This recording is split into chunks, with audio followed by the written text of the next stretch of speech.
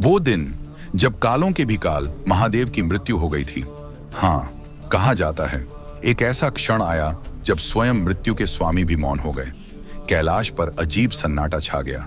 डमरू की ध्वनि थम गई, त्रिशूल स्थिर हो गया, नंदी रोने लगे, देवताओं के चेहरे से तेज चला गया, क्योंकि खबर फैल चुकी थी, महाकाल अब नहीं रहे।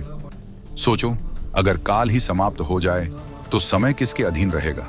प्रलय क्यों नहीं आया? सृष्टि कैसे चलती रही? क्या सच में महादेव की मृत्यु हो गई थी, या यह ऐसी लीला थी जिसे समझ पाना ब्रह्मा और विष्णु के लिए भी असंभव था? अगर यह सुनकर तुम्हारा मन कांप गया है तो आगे जो सुनोगे वो महादेव के उस रहस्य से पर्दा उठाएगा जो शून्य से अनंत तक फैला है।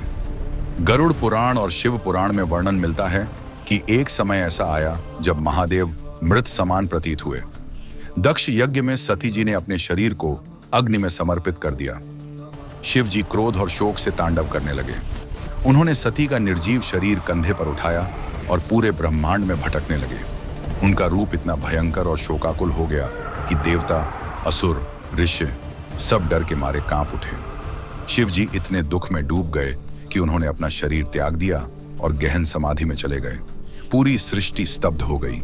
महादेव मृत प्रतीत हो रहे थे, लेकिन असली सच तो ये है, महादेव की मृत्यु कभी हुई ही नहीं। वे मृत्युंजय हैं, मृत्यु उन्हें छू भी नहीं सकती। वे सिर्फ लीला रच रहे थे।